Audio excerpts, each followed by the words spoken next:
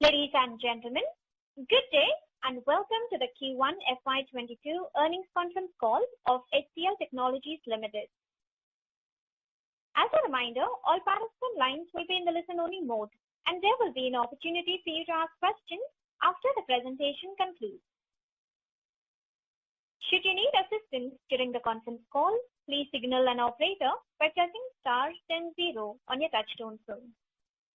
Please note that this conference is being recorded. I now hand the conference over to Mr. Sanjay Mendirata, Head Investor Relations. Thank you, and over to you, sir. Thank you, Margaret. Good morning and good evening, everyone. A very warm welcome to HCL Tech's Q1 fiscal 22 earnings call. Trust you all are safe and in good health.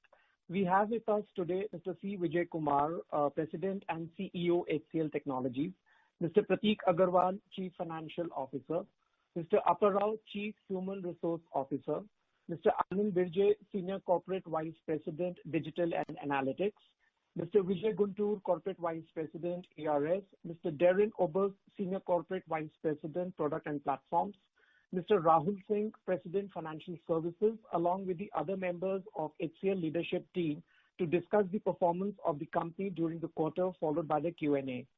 In the course of this call, certain statements that we made are forward-looking, which involve a number of risks, uncertainties, assumptions, and other factors that could cause actual results to differ materially from those in such forward-looking statements. All forward-looking statements made herein are based on information presently available to the management, and the company does not undertake to update any forward-looking statement that may be made in the course of this call. In this regard, please do review the safe harbor statements in the formal investor release document and all the factors that can cause the difference. Over to you, CVK. Thank you. Thank you, Sanjay. Good morning, good afternoon, and good evening, everyone. I hope all of you are safe and are keeping well. The past few months have been tough, especially for our India-based family, as the second wave of pandemic raged across the country. During this time, the well-being of our employees and their families got our undivided attention, and we left no stone unturned to support their health and overall welfare. We offered a wide range of services to our employees, including hospitalization support, isolation facilities, ambulance services, doctor consultation, medicines delivery, life coaches, mental health support, tie-up with food delivery services for those self-isolating, and family, and many others. Very sadly, we lost some of our colleagues to the pandemic. To support the dependents of our deceased employees, we put in place a special family assistance program. As we speak, we remain very focused on all the preventive measures and have launched a massive vaccination drive for our employees across the country. Today, close to 70% of our eligible employee base are already vaccinated, and we expect to cover 100% of eligible team members in this quarter.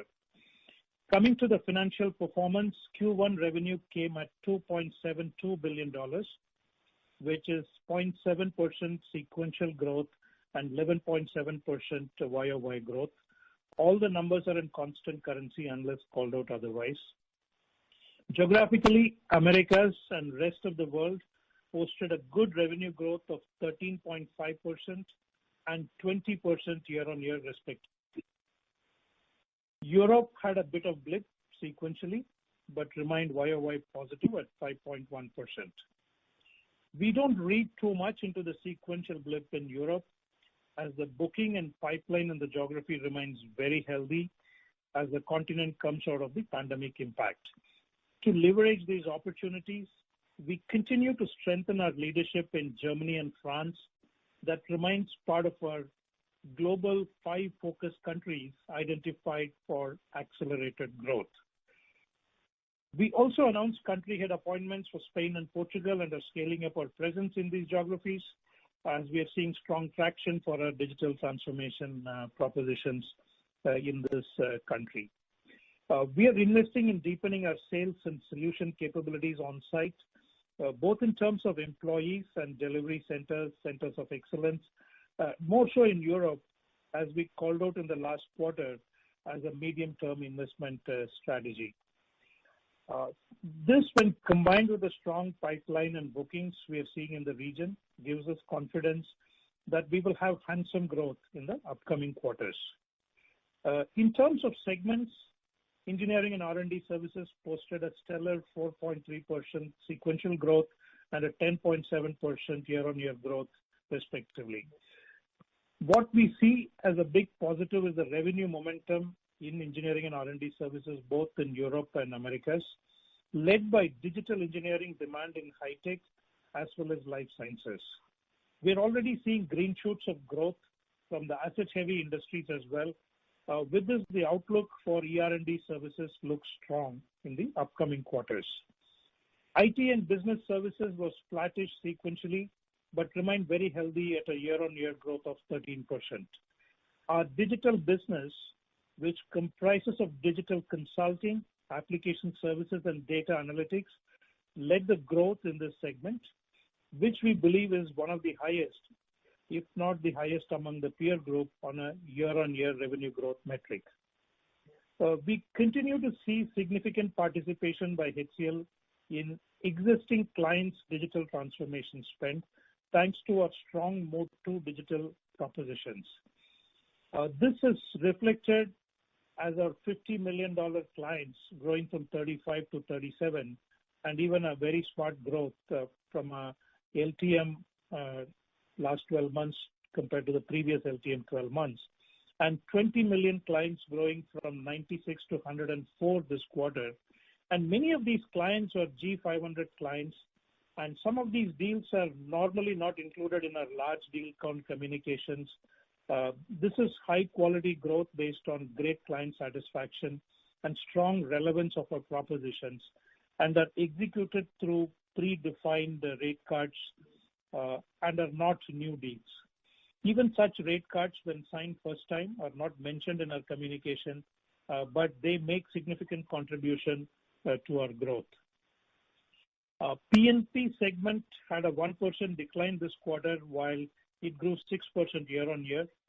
I would like to call out that our renewal rates in the Pnp segment remains very healthy, with net value capture above 100%. We would also like you to notice that some of our ERS product offerings are grouped under this segment starting this quarter. We have carved out a unit. It is called Industry Software Group, focused on building next generation products in 5G, telecom, manufacturing, and enterprise AI. We've also reclassified earlier quarters as well to have a fair quarterly and year-on-year comparisons. We have a track record of delivering business value, and this portfolio is leveraged by leading global manufacturers across automotive and aerospace industry, high tech, and telecom service providers. Also, to keep the growth objective in mind, we exited the IP partnership with CFT, which was a stagnant revenue stream, and we concluded that exit end of June this year. Moving on to the mode-wise growth, our Mode 2 business saw a double-digit YOY growth of 29% and a healthy quarter-on-quarter growth of 2.3%, led by cloud and digital transformation services. The Mode 2 quarter-on-quarter growth would have been even higher, except for one professional services security engagement, which for business reasons, we agreed with our client to transition back to them. Mode 1 and Mode 2, Mode 1 and Mode 3 have posted a strong year-on-year performance of 8.1% and 3.6% respectively. In terms of industry segments, our life sciences and healthcare vertical continued its aggressive growth trajectory with a 5.4% sequential growth and a 22% year-on-year growth. We see a lot of opportunities in this vertical across all our business propositions, including digital transformation, workplace, and digital engineering services.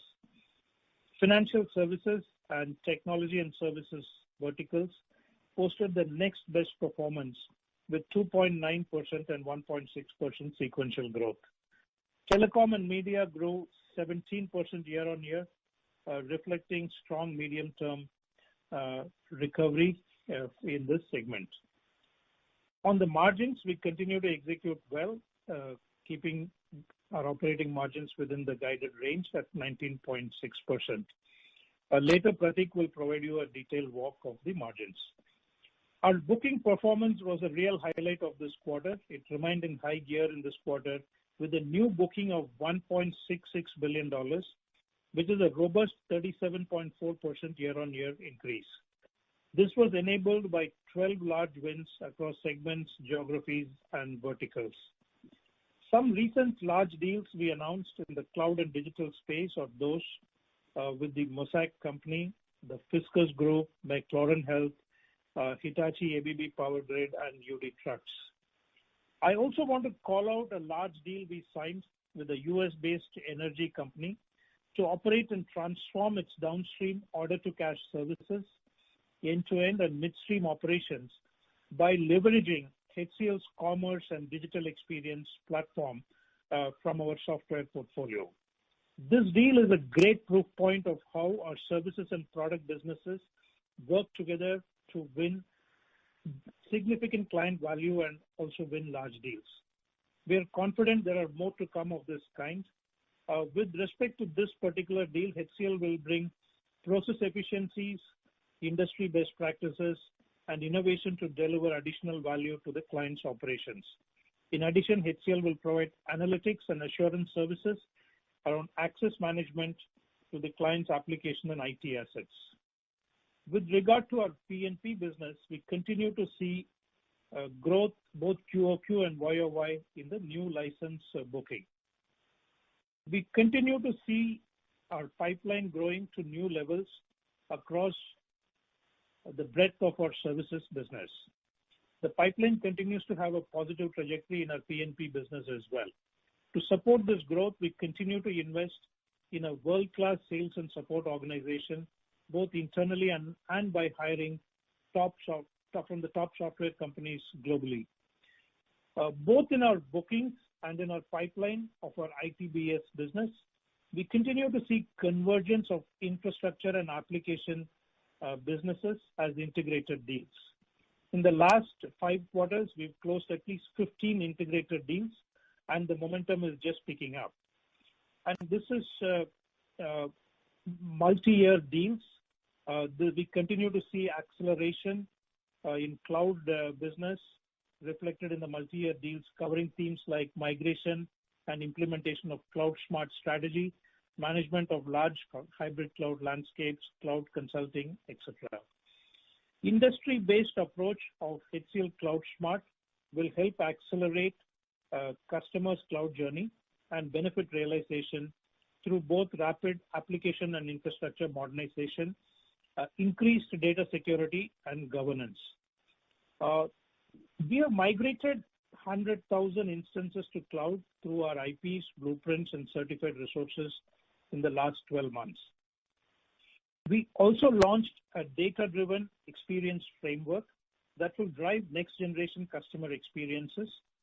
Designed by a cross-functional team of marketeers, technologists, and data scientists, the framework enables enterprises to create real-time, personalized experiences at scale and add the agility and speed required for implementing changes due to the evolving trends. The framework sits on top of HCL's Advantage Experience Platform, an omni-channel ecosystem that provides a conversational and data-driven capability for marketeers. In our Pnp business, we are about to launch HCL Now, which unlocks the full potential of HCL's products and service capabilities on a cloud platform of client's choice. It gives our clients the flexibility to control their data, mix and match among different tools, and to build their own solution architecture. The cloud native as a service offers enterprise-grade availability, unlimited scalability and flexibility built from the ground up as cloud native managed on public cloud of client's choice. It gives access to experts on demand, empowered and enabled by our cloud and HCL product experts that reduces the risk and cost while transitioning to a cloud-native architecture. Clients are starting to see the scale benefits of digital transformation, be it delivering user-friendly offerings more efficiently and cost-effectively to customers, or breaking down silos and enabling employees to work together using collaborative tools. Such benefits make digital technology in partnership with human ingenuity and resilience in what we call as the new essential.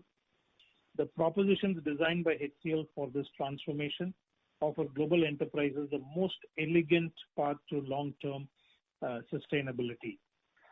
As we expand our global market participation, we recently onboarded local country leadership for South Korea, Vietnam, and Taiwan to accelerate growth in emerging pockets of Asia and in Mexico, Brazil, Spain, and Portugal. These countries, what we call new frontier countries, would grow our business in the medium term with its strong economic growth and digital adoption in these countries. This, combined with the markets we called out as focused countries, Australia, Canada, France, Germany, and Japan, where we deepened our participation a few quarters back. This should diversify our revenue profile.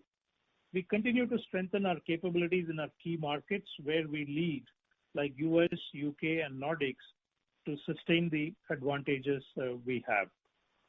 As we look at our delivery talent, I'm happy to share that HCL was recognized by the Great Place to Work Institute as one of India's best employers in the Nation Builders category, as well as one of the best workplaces in the Mega Employers category for 2021. Such awards and others, like being in the Forbes top 30 globally last year, makes HCL a top employer of choice for tech talent. In terms of talent ramp-up, we've added more than 7,500 employees during this quarter, while demand for technology talent continues to remain very high. We hired 3,500 freshers during the same period. Our attrition was 11.8% on LTM basis, while it is inching up a bit, but thankfully at a lesser speed than the overall industry. We continue to act proactively to control this aggressively, be it through special allowances and retention bonuses for super niche and niche skills, and increase our reliance on freshers, not just in India, but globally. Our onshore fresher hiring should also help us to reduce our dependence on visa talent even further and on-site subcontractors to the next optimal level. We will be implementing annual increment cycle as planned, with a special focus on 0 to 5 year talent. Looking ahead, I remain very positive of the market and the opportunities arising rapidly in the cloud and digital space, which we are really in a great vantage position to leverage.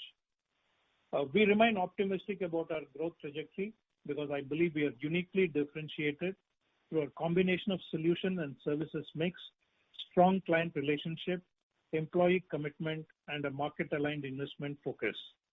We remain very confident of good QoQ growth for the rest of the year, enabled by the 37% year-on-year booking, preceded by an all-time booking of $3 billion in the previous quarter, and also 7,500 plus net hiring during this quarter.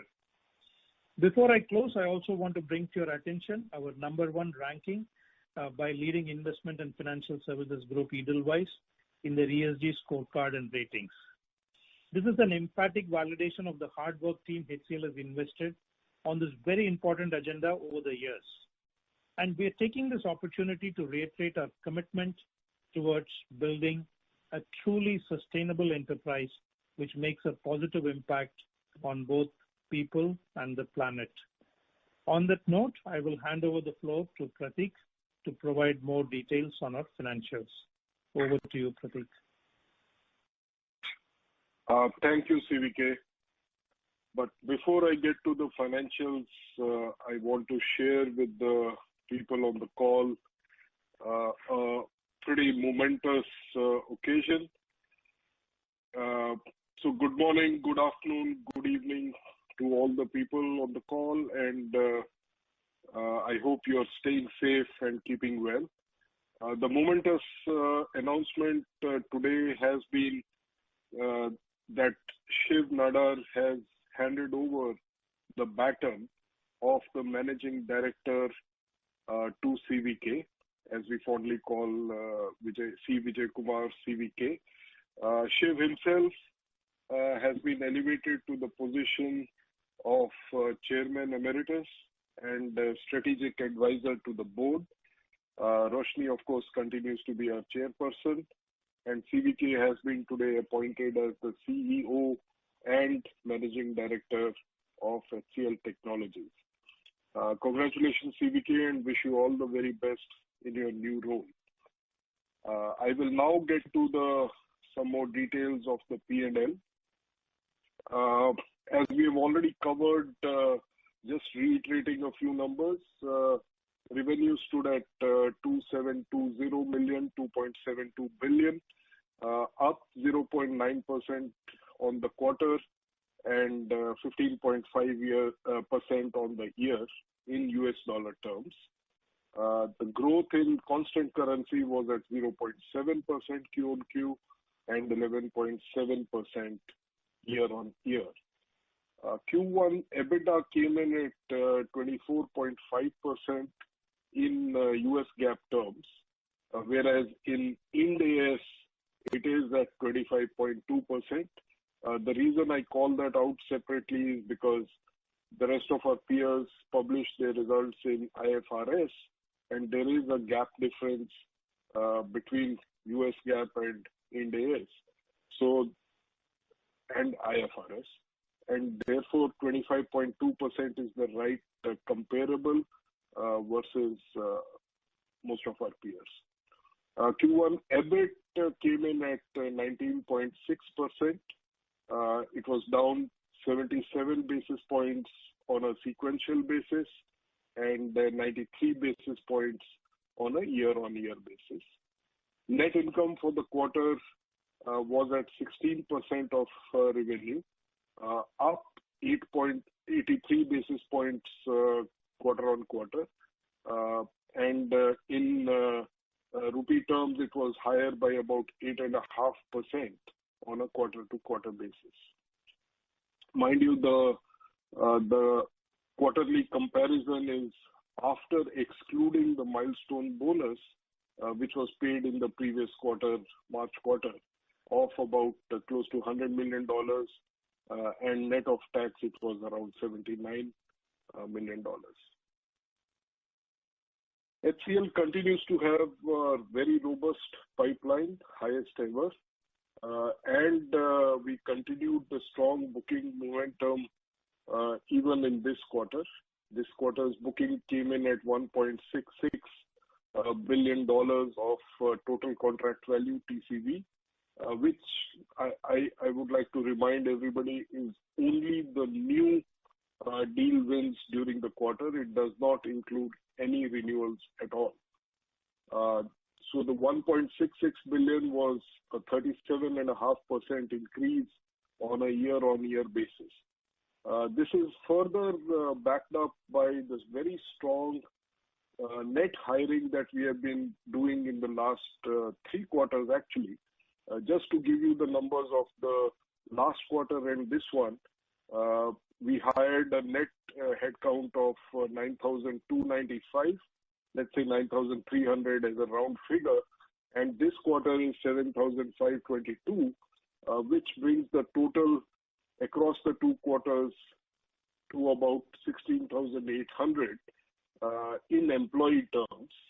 Over and above the 16,800 were third-party contractors whose number also went up by about 3,000 over the 2 quarters.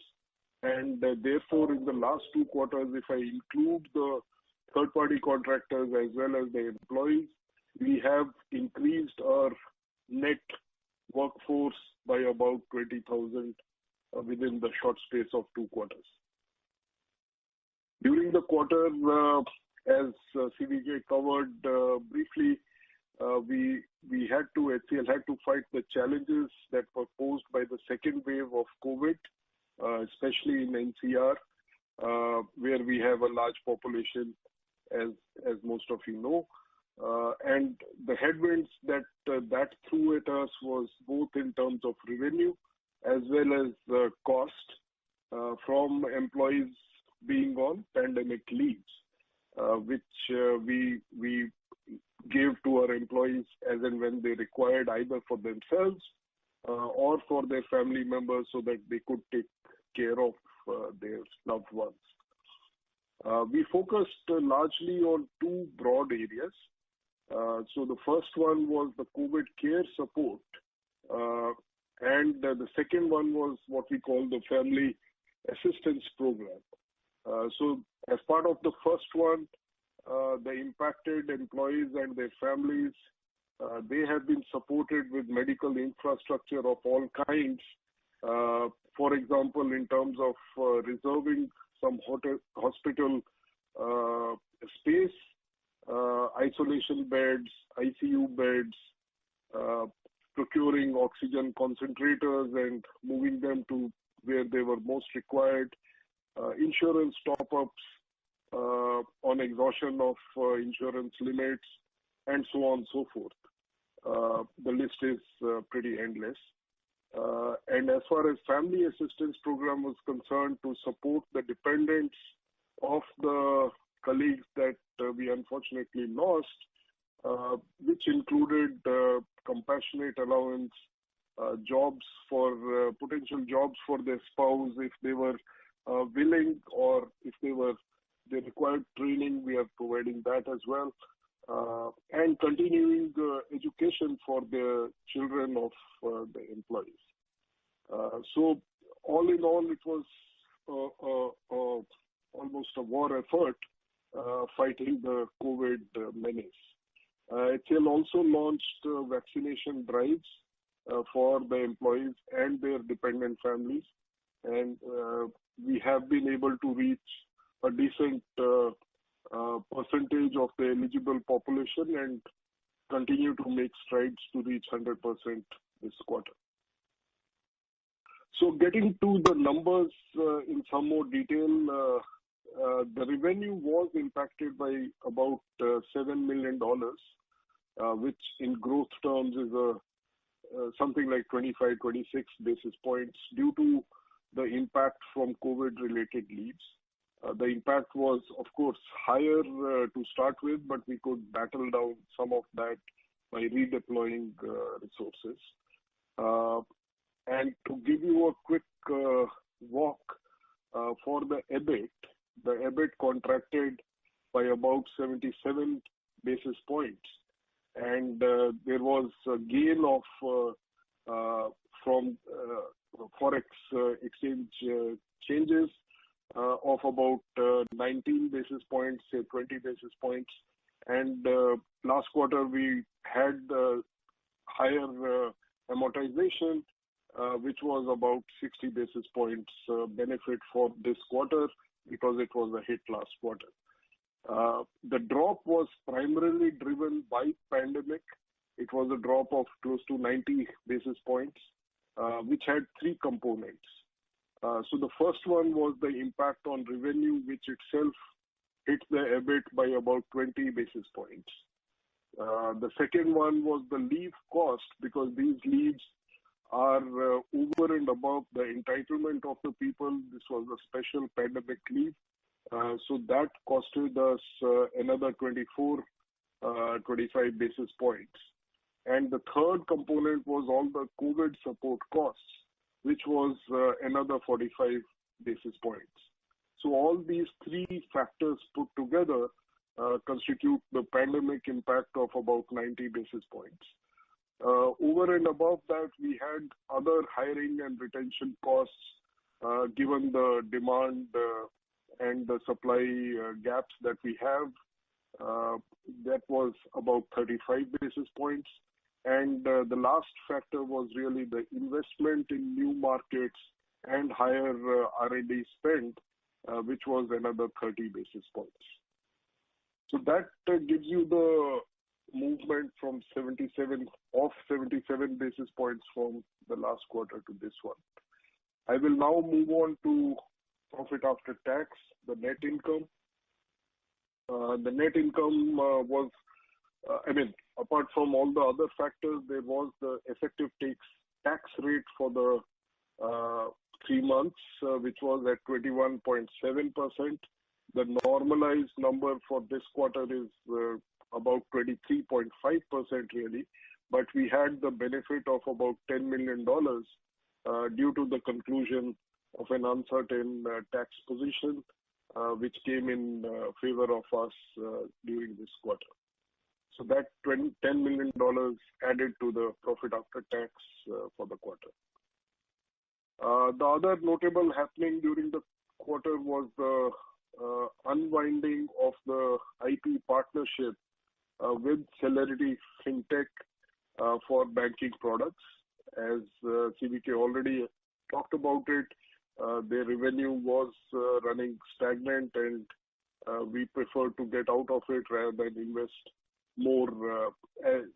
You may remember there was a $25 million second payment for the intellectual property, which was due to be paid coming up in this year. And instead of paying that $25 million, we negotiated an exit instead. This has given us decent IRR on that investment over the years, and the work that we have been doing on those products will be transitioned back to them over the next 2 quarters. And this part of the revenue stream will come down to zero by the end of the financial year. The 4th quarter will be pretty much zero. We have successfully recovered our investments, as I already mentioned, including the $25 million otherwise payable, and this has been appropriately reflected in the balance sheet. This quarter continued to be a good cash generation quarter. In line with the profit after tax or net income, we generated operating cash flow of $447 million and a free cash flow of $403 million during the quarter, which is respectively 102% and 93% respectively of net income. Last 12 months operating cash flow is at 2,230 million, 2.23 billion, and free cash flow close to 2 billion at 1,986 million. And those numbers are 129% of net income and 115% of net income. Our OCF and FCF yields remain amongst the highest amongst peers at 6.2% and 5.5% respectively. Our balance sheet continues to be strong with gross cash at the end of the quarter at $2,584 million, which is up 32% year on year after making the payment of the milestone bonus of about $100 million last quarter and the special dividend payout during this quarter of $588 million during the quarter. This is the 10 plus 6 rupees per share that we declared in the last board meeting. The last thing on the earnings per share, last 12-month diluted EPS has come in at 49 rupees per share, which is up 13% year on year. And the last 12-month diluted cash EPS is at now 60 rupees, which is increase of 5.1% year on year. And the board declared a dividend of 6 rupees per share at the end of this quarter. That is all from my side. Moderator, back to you, please.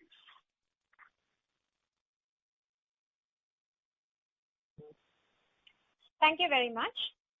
We will now begin the question and answer session. Anyone who wishes to ask a question may press star and one on the touchtone telephone. If you wish to remove yourself from the question queue, you may press star and two. Participants are requested to use handsets while asking a question. Anyone who would like to ask a question, you may press star and one at this time. Ladies and gentlemen, we will wait for a moment while the question queue assembles.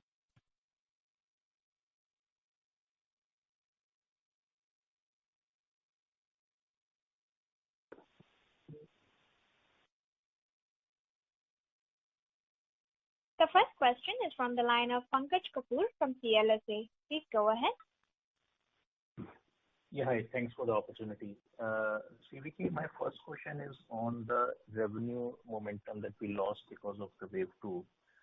As Prateek quantified, it was just about 7 odd million. So the growth itself was slightly weaker. So what would you attribute this to? You also mentioned a professional services contract that was given back to the client. If you could quantify the impact of that. And going forward, how do you see the quarter shaping up? Do you see some bump up happening in the second quarter because of the loss of momentum picking up in the 2Q and a more normalized second half? Your thoughts on that, please. So Pankaj, see, in Q1, generally it's a seasonally weak quarter for HCL. So we probably expected maybe another 60-70 basis points more than what we delivered. I think we delivered 0.7. Maybe our initial plan was to be between 1.3, 1.4. And that was because of the large deals that we signed in Europe. Were pretty much signed towards the last end of the quarter. And then some of the transitions were going to take a longer time. And slow revenue realization was expected. And of course, being the last quarter of last year, there was obviously some completion of projects and things like that, so which caused a little bit of bump up, and there was a one-timer impact. So those were the two aspects. And then, of course, there is a 60-70 basis points reduction due to one, of course, COVID impact was the pandemic leave impact is what Prateek quantified. But there is also some slippage in some milestones and things like that, which costed a little bit. And then we talked about the professional services, which is one of the partnerships that we signed. There is some part of it which we jointly agreed it is better it is done in-house for the client, and we transition. So that's really the Q1. Now, obviously, this will have a positive impact in Q2. So I expect a strong quarter in Q2 and fairly normalized growth in the second half. And we are continuing to be confident of the double-digit growth that we talked about in the beginning of the year.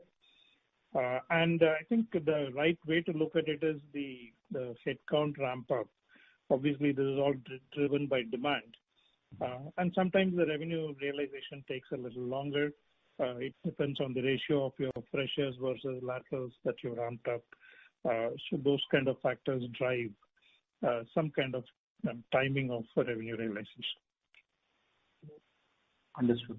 And just going back to the previous quarter, also you mentioned the pipeline continues to be at a record high, and this time also we spoke of a record high pipeline. So how do we look at the actual conversion of this pipeline? Are decision making taking longer, which was the reason why maybe there was some lower actual order booking compared to the previous quarter? Or is the pipeline getting more constituted by these smaller size deals, and which is the reason why there was maybe a kind of a moderation in the deal wins? Thank you. Yeah. So Q4 is always the peak, and if you look at even the previous year, Q4 was one of the best ever quarters. So that way, comparison of Q4 to Q1 from a booking perspective would not be right.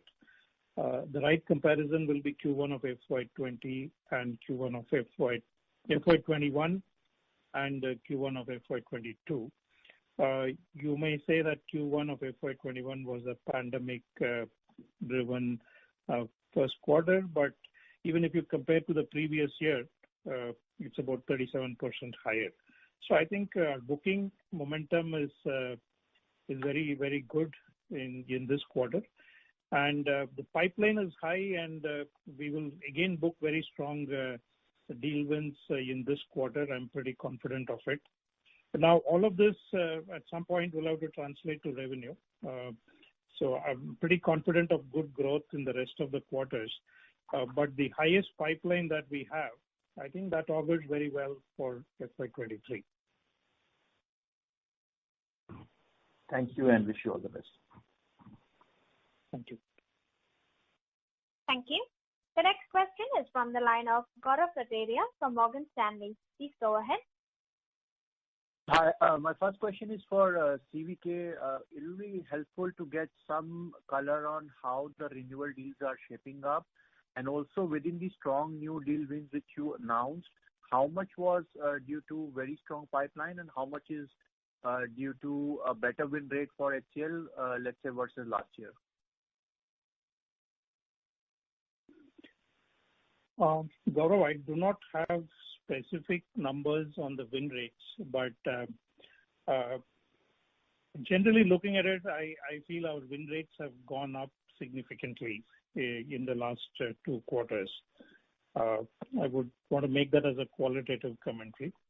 The qualified pipeline is of very high quality, and we do believe we will have very strong win rates.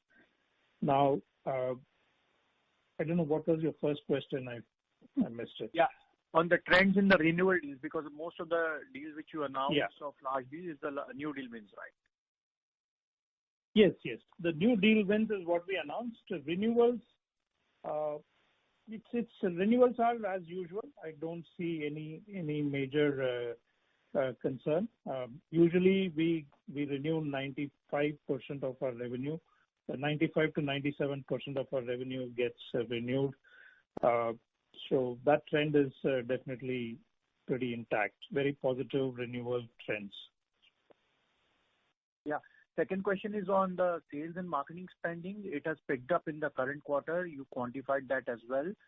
But is that largely done and reflected in the current quarter numbers, or do you think this build-up will further happen over the coming quarters and then you'll reach kind of steady state with respect to all the investment dollars which you talked about last quarter?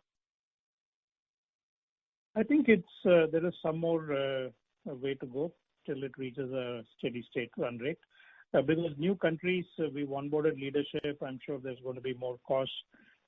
Products and platform, again, I think we are pretty much done with the capacity that we've planned. And some of the new geographies and engineering services, some solution and COE build up on the digital engineering side, they are still work in progress. Next 2 quarters, I think it should kind of stabilize. Okay. Last question on what would be the impact from the transition of work back to the client, and is it fully reflected in current quarter, or do you expect some more impact to come through in the next 2 to 3 quarters? Thank you. I think it's largely reflected. There could be a marginal impact in the next quarter. Thank you. Thank you. Ladies and gentlemen, in order to ensure that the management will be able to address questions from all participants, we would request you to please limit your questions to 1 at a time. Should you have a follow-up question, we would request you to rejoin the queue. Thank you. The next question is from the line of Sandeep Kumar from Edelweiss. Please go ahead.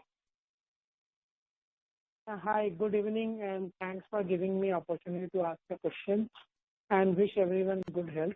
CVK, I have only one question, which is interconnected, so it may look like, multiple questions, but it is actually only one question. I wanted to know what is the challenge in Europe?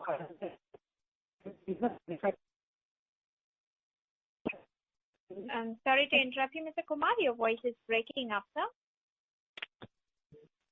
Am I clear now? Yes, at the moment it is. Yes. Yes.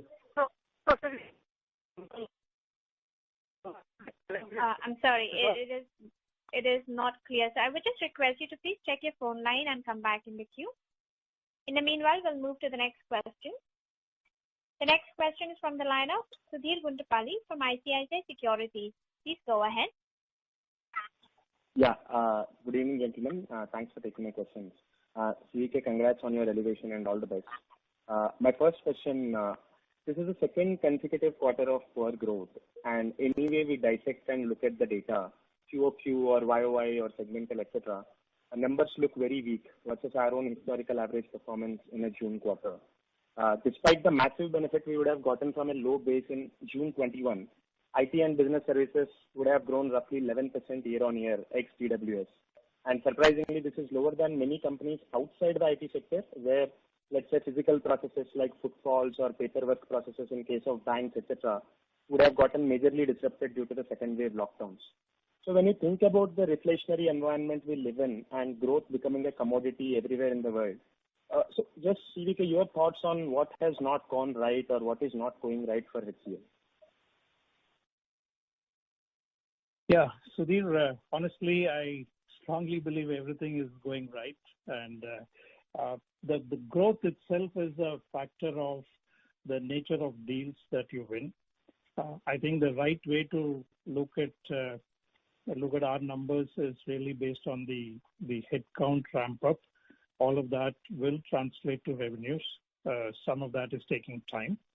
Other than that, whether it is the strength of our proposition, scale up of our large clients, largely driven around digital business and the engineering business, all of that is very, very strong. I agree, couple of quarters compared to the industry performance is muted, but it's very strongly supported by the bookings, and I think we will recover very smartly as we go into the next few quarters. Okay, and one question if I may. Second wave had a pan-Indian impact with even cities like Bangalore, Bombay, etc. seeing massive contagion at different timelines. And our competitors who have sizable delivery operations in these cities seem to have not called out a double whammy impact both on revenue and margins like the way we are calling out. Of course, one company flagged off second wave issue, but that's more driven by passport seva kendras, etc., where physical presence of people is needed. So why are we calling out a higher impact? And second thing is COVID support costs also. Most of the other companies would have also incurred COVID support costs in terms of supporting their employees, so on and so forth. Sudhir, it's very difficult for me to comment on this aspect in comparison to others. So maybe we spent more on taking care of our employees. That's quite possible. And the second aspect is, I think, I don't know how everyone is treating the pandemic leaves. We gave pandemic leaves not just for our employees, but also in the situations where the family members are unwell. And this leave was over and above the regular leaves. So maybe different companies approached it differently. I don't want to comment on others. But we have shared with you very transparently on what the impact on us was. So thanks, sir. That's it from my side, and all the best. Thank you. The next question is from the line of Mukul Garg from Motilal Oswal Financial Services. Please go ahead. Yeah, thanks. CVK, I just wanted to focus on the Pnp business. The growth this quarter on a YOY basis slowed down to 6% versus almost I think mid-teen kind of a growth a few quarters ago. If you can help us, was there any impact of the product discontinuation on this? And B, on an overall basis, how is the growth happening in the Pnp side? You recently had a launch of Domino V12 also, and if you can also mention whether you had any impact from the recent tough migration at IBM on the Node side, given that they are the largest user of the email in the globe. Yeah, Mukul, maybe I will ask Darren to respond on the year-on-year growth. But before that, just to kind of set the context, our outlook was to grow low single digit this year in our Pnp business on a year-on-year basis. So that should be the reference point. But Darren can provide more color on product discontinuation and the new launches and the impact of various initiatives. Darren, over to you. Absolutely. Thank you. So the current quarter was actually a strong quarter for us in terms of new license bookings. And as we've highlighted over the last couple of earnings calls, that's the key area of priority as we continue to ramp up, our direct go-to-market. We completed 2 years from the date of the closure of the large divestiture with IBM. Our top priority in the first several quarters was in, customer transition, stabilizing renewals. We have incrementally been focusing on, more new license, more growth, and again, we've seen that reflected in the investment we've made from a go-to-market point of view. In terms of the overall growth rate, as CVK said, we are in line, with the expectations that we've set to the market. That this would be a, sort of in the low to mid single digit growth business.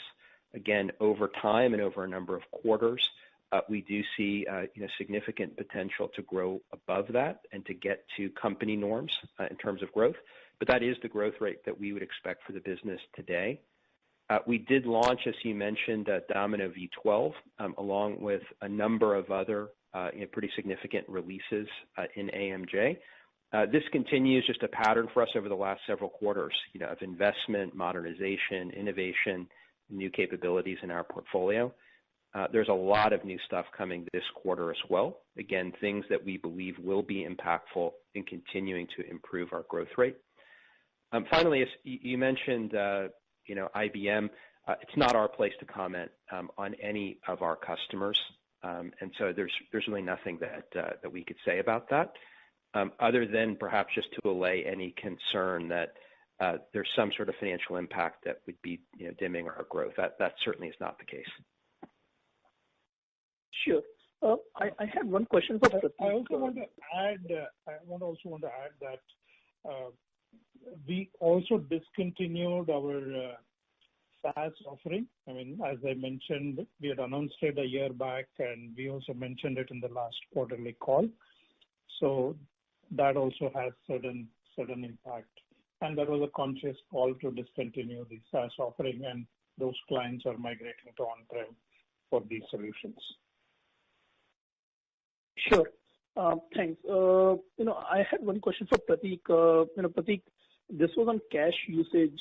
You currently have about $2 billion in net cash. If you take the Q1 run rate, you probably will add another 1.6, in the free cash flow this year. How is the management actually looking at the usage of this cash? I know you indicated a 6 rupees run rate last quarter, but this will imply that you will pay out between $800 to $1 billion to shareholders in FY22.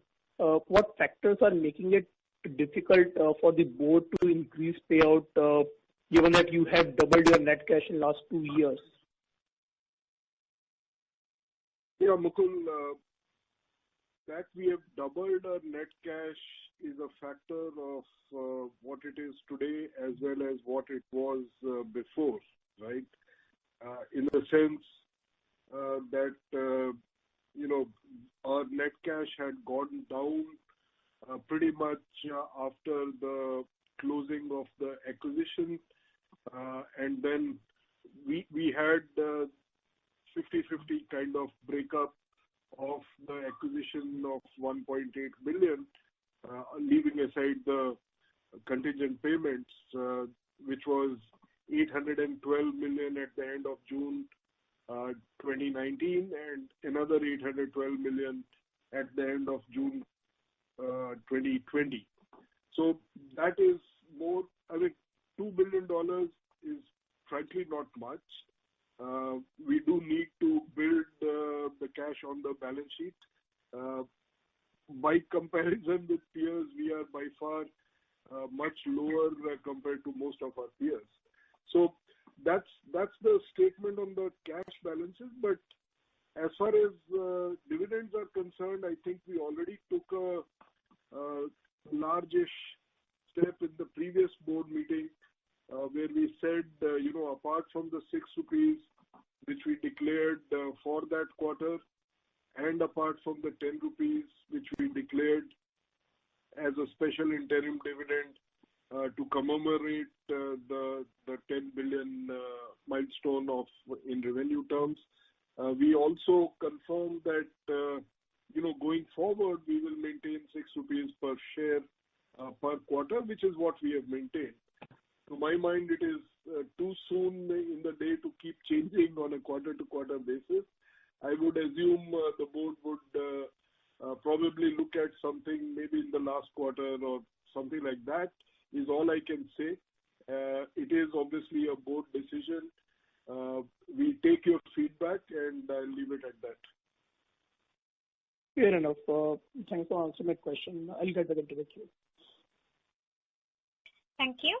The next question is from the line of Ankur Rudra from JP Morgan. Please go ahead. Thank you. Thanks for taking my question. Just one sort of overarching question on guidance. Last 2 quarters, you've had, as you highlighted, close to $5 billion worth of net new deal wins. How should we think about this, and when should we think about this to stronger revenue growth? Are there any still remaining drags, any part of the business, either the legacy IT side, engineering or IT, or anything else in the horizon which keeps you from articulating your growth bands more granularly? And as an addition to that question only, it's not a separate question, the ask rate at 10% is about 2% sequential for the next 3 quarters. How should we think about your confidence of achieving or beating that? Thank you. Yeah. Ankur, except for the products and platform segment where we specifically called out the growth profile and the mix of growth products and declining products, we believe all other aspects of our portfolio is in very good shape in terms of the growth profile. Obviously, in FY19, we did a very large deal that had revenues in 2021. There is always a year-on-year decline when you do these mega deals. So except for situations like this and where we have taken conscious calls to exit a business like the professional services, I do not see any headwinds. In fact, all the aspects are pointing to a lot of traction in existing accounts, and those are not even into our booking because they are extensions of rate cards where we are scaling up. Obviously, in the current demand environment, it is not always possible to get a fully ready billable person. So either it is freshers or we hire lateral talent with maybe one level low and then train them. So that is the approach. I think we are approaching this in a truly organic manner to create high quality growth. The rebadging and all those transitions, it definitely has an impact in the subsequent years. Not that we are averse to it, but I think we are happy at where we are. I don't recollect the second question. So the second question was, how do you think about, the ask rate for your guidance at double digits, if you assume that is the bottom. The ask rate for that is about 2% CQGR. How do you think about that in terms of confidence about achieving that or beating that?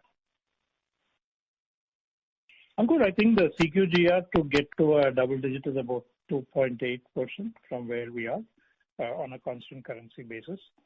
And we're pretty confident, and we will make up for the shortfall of Q1 and Q2. I feel pretty confident of that. And then our growth, some of these transitions will come into steady state, and all of that will deliver a pretty good growth in the second half. So if I could just put in one last, is supply the main risk to that? Thank you. Supply is, I think we are pretty confident of our current hiring numbers because we see the momentum, the recruitment, the multiple metrics that we track on recruitment across the globe. We are hiring between 8,000 to 10,000 people, about 2,000 to 3,000 or a little more than 3,000 freshers. So I think both are lateral capacity and fresher capacity. I do believe we will be able to hire at these levels for the next few quarters. Obviously, market situation is very high demand and people have multiple offers. The renege ratios are high, but I think the locations where we are and the work that we have done in the pandemic, how we've really handled our employees, I think it's created a tremendous amount of positivity. Our own attrition, while it is inched up from the last quarter to this quarter, we believe it's probably may not be the best, but maybe second best in the industry. So all those metrics points us to a good ability to hire and fulfill. But the demand, if we could hire 15,000 people a quarter, we have demand, and we can fulfill. If we can fulfill, then your growth will be much higher. But I think the right levels will be 8 to 10,000, so that we can scale up in a very manageable manner. Appreciate that. Thank you and best of luck. Thank you, Ankur. Thank you. Thank you. The next question is from the line of Sandeep Shah from Equirus Securities. Please go ahead. Yeah, thanks for the opportunity. CVK, just a follow-up to what Ankur has asked.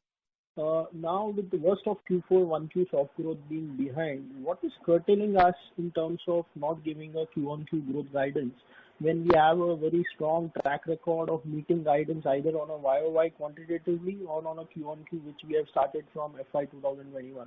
So what is curtailing us not to give a guidance for the next 3 quarters when we have a solid order book both in FY 21 as well as in the Q1, and your comment indicates that even the 2Q order book would be even greater?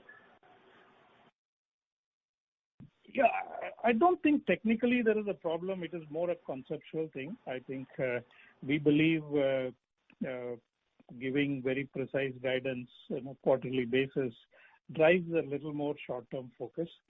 And we've consciously taken a call that we will focus on the mid to long term and not get very narrowly focused on the quarter. Like last year, we pretty much gave guidance for every quarter. So I don't think that is in the right interest of the long term of the company. So even precise guidance also in this environment, while there is very buoyant demand environment, but I mean, like when we spoke during the quarter in April, we did not realize the level of pandemic that we witnessed. So I think it's better to be a little bit cautious and kind of tell you the booking numbers, which is a true indication of what the future growth is. And that's the only certain thing, right? Booking is done and dusted, and that only has to be executed. It will show up in growth in one quarter or the next quarter. So. Yeah. That is well understood, CVK. So I think both booking and guidance are actually interdependent rather than being exclusive. But your comments been understood as a whole. A second question to Prateek, whether this 90 bits which you call out as a COVID-related cost, that could be a tailwind in the second quarter. That is the way one has to see. And generally, we split our wage hikes over next 2 or 3 quarters. So in that scenario, our margin may have upward bias on a Q1Q basis in Q2. Is it a right way of looking at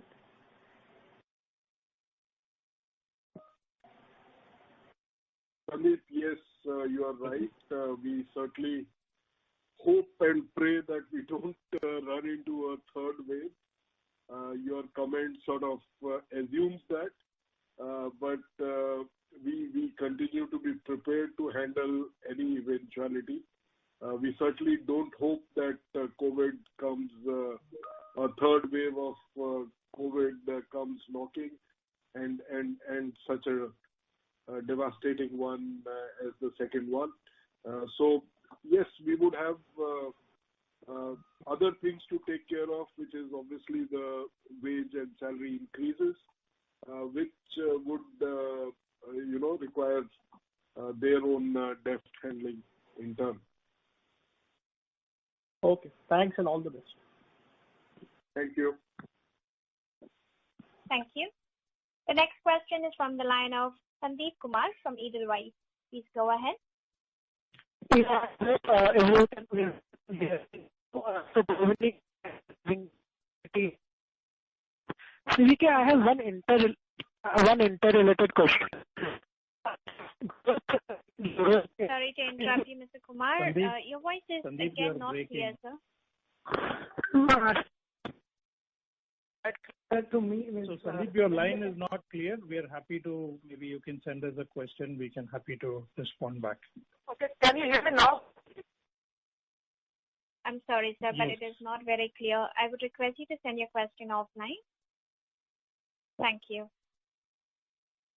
The next question is from the line of, I'm sorry. The next question is from the line of Nitin Padmanabhan from Investec. Please go ahead. Yeah. Hi, good evening, everyone. CVK, in the prior question, you had basically said that you'd make up for the shortfall of Q1 and Q2 and make it up in the second half. Were you referring to the calendar, or do you expect the Q2 of this fiscal to be weak? No, Nitin, maybe there is some gap. I didn't talk anything about Q3. I said we're likely to make up for the shortfall in Q1 and Q2, and H2 should be a normalized growth numbers. Okay, you're referring to the calendar, is it? This is the financial year for us because we just finished Q1. So the expectation is that the Q2, which is the current ongoing quarter, will also be relatively weak. Is that the assumption? That's the clarification. No. In fact, it's the reverse. What we said is we will make up the shortfall in this quarter, which is Q2. Okay, we'll make up in Q2. Perfect. So the second question was on the exiting celerity. How much of that would be an impact, and is that already baked into the low single-digit kind of number on the products and platforms business? So we don't want to call out client-specific numbers, but I mean the fact that it doesn't change anything in our guidance and outlook for this year. So you should just assume that we are soaking that in. Fair enough. Just the last thing. I think if you look at the last quarter, you mentioned that the average tenures were 3 to 5 years, and you said the quality of the bookings are really good. How is it this quarter? And the second, when you speak about much higher quality of bookings, what is it that is better this time versus whatever we would have won maybe way back? Just your thoughts on both. One is the average tenures for the current bookings, and second is what is driving the better quality? What is the quality aspect about?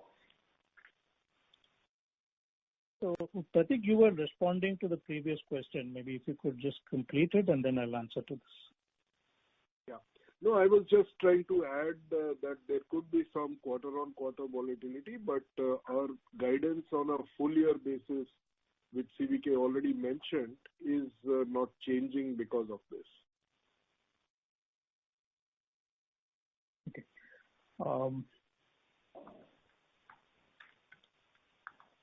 So Nitin, sorry, just remind me of your question. Yeah, my question was about one, what is the average tenures of the bookings this quarter? Yeah, I got it. Yeah. You had mentioned that the quality of bookings in the last quarter is much better. So when you say improved quality of bookings, what are you referring to in terms of underlying characteristics? Yeah, I think, first is I'll comment on the tenure. I think the tenure is also somewhat similar, but maybe more skewed towards a 5-year kind of average now than a 3 to 5 year in the last quarter.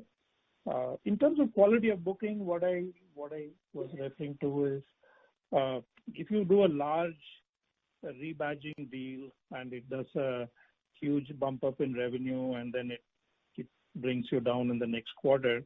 I mean, we would definitely do the deals, but it's not. I would say it's a slightly lower quality. Or if you have we want to take over like a lot of data centers and assets, I think they are just one-time revenue, or like the deal in Germany where we had to rehire 2,000 people, which we did not really do it because it was a distraction in a time when there is good organic demand, and focus on building the business by just scaling people and talent. That's much more sustainable in the long run. That's what I meant. Sure, CVK. Thank you and all the very best. Thank you. Thank you. The next question is from the line of Rishit from Nomura. Please go ahead. Hi, thank you for taking my question. Congratulations, CVK, on the elevation. I've just got one question on the TCV front, right? You've talked about getting aggressive into some of these newer markets. Have you started to see some of the contribution in the TCV? If not, when do we expect some of those investments to come through? And just a related question on TCV, right? I think we've seen that improvement in TCV in the last 2 quarters, essentially. And you talked about general aggression in the market.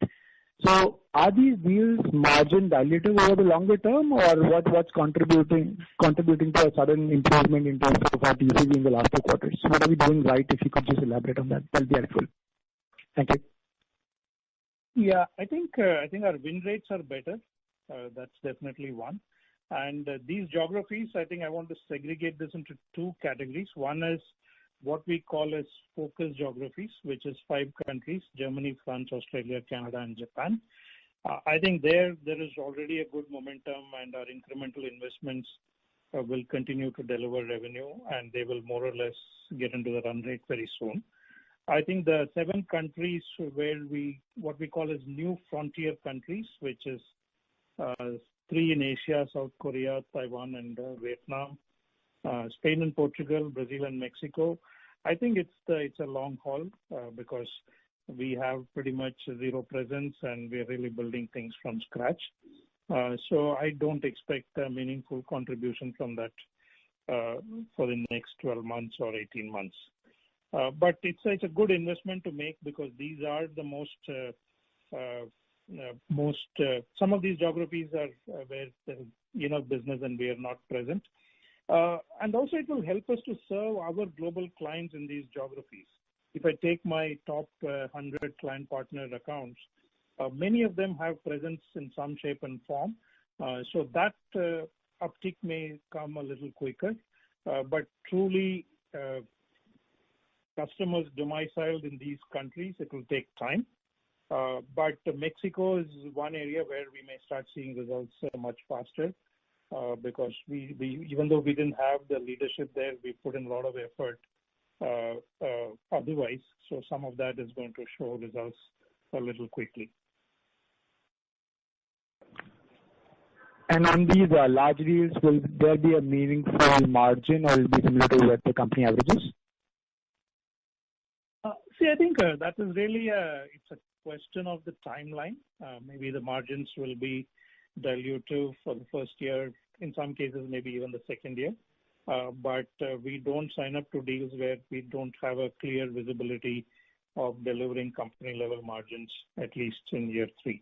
Sure.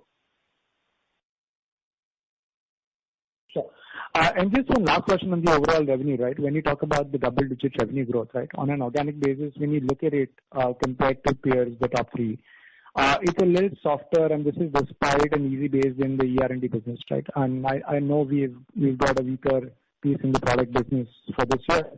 But apart from that, any leakage that we should sort of know of, which sort of keeps us from delivering, let's say, similar to the peers or maybe even higher? No, I mean, there is obviously some leakage which happens because not 100% of the deals get renewed. Sometimes there is an M&A, sometimes they want a much better pricing, and which we are not able to. So usually 2 to 3% is lost in that those dimensions. Outside that, there is really no leakage. Okay, fair enough. Thank you. Thank you. The next question is from the line of Girish Pai from Nirmal Bang. Please go ahead. Yeah, thank you for the opportunity. CVK, in the earlier part of this conversation, you mentioned that the strong hiring and the strong order booking means that it augurs well for FY23. So are you kind of hinting that you'll actually see an acceleration in FY23 compared to FY22? Girish, maybe it's a little early to comment on it, but my sense is you are right. It's a very qualitative commentary I'm giving you, but it's not a guidance. It's just a sense based on what we are seeing. I would see an acceleration in 23. Okay. CVK, last quarter, you mentioned that you kind of walked away or you were picky with your choice of orders. Was it specifically with reference to the rebadging, or was it because margins were lower for whatever other reasons, or you had some issues in terms of talent not being available to execute those orders? And how are things panning out as we speak now? Are you still being picky with the orders as we speak? No, I think, Girish, we never had a situation where we walked away from a deal because we didn't have talent. So maybe that's some wrong communication. But we have walked away from deals if it meant taking over a lot of data centers, taking over a lot of assets, or rebadging with no real long-term value. It gives you a huge revenue uptick in 1 or 2 quarters. Maybe it stays for a year, but customer is going to merge all the systems into another system, and then you have to deal with the people. Those kind of things, what we as a management team, what we thought is in this environment, it's better to focus on building it very, very organically rather than spending a lot of management time on those type of deals. And it's case to case. And when we find deals which we believe will not create long-term value, but obviously it's a very competitive market, somebody or other is interested. For them, there may be some strategic reasons. But if it didn't make sense for us, we would drop it. Just one last question, if I may squeeze this through. The Pnp margins last year, EBIT margins were closer to like 28%, if I recall. They were down in 1Q to some 23%. Is this a seasonal issue, or you think you can go back to that 28% number for the full year? Yeah. Girish, we explained it in the last quarterly call, but what's happening is traditionally it is delivered close to 28 to 30% kind of an operating margin. And we believe our sales team needed a little more scale up, and we consciously decided to invest in it, and we took a hit in the margins. And that was also the reason why we slightly expanded our margin band, which used to be 20 to 21 to 19 to 21, because we are investing in a little more scale up of the product business from a sales perspective. And then we are expanding in some geographies, and then we are investing in some digital engineering capabilities. So these were the reasons. I would think over a period of time that should, once the sales investments are over, which I do believe it's more or less complete, as the sales picks up, I think it should flow into the margins. So I would expect the margins to inch up. May not be immediately, but maybe in the next year. Okay. Thank you very much. Thank you, Girish. Thank you. Ladies and gentlemen, due to time constraints, that was the last question for today. I now hand the conference over to Mr. C. Vijay Kumar for closing comments. Yeah. Thank you for very, very engaging conversations and very, very good questions. So in summary, I think I very strongly believe we are doing all the right things for the medium to long term. And it may not reflect in exciting quarterly numbers, but the outlook for the upcoming quarters, I feel we will deliver a strong growth momentum. And long term, again, I continue to remain very positive, and I look forward to these calls in the future. And thank you for joining us today. Thank you. On behalf of HCL Technologies Limited, that concludes the conference call. Thank you for joining us, and you may now disconnect your line.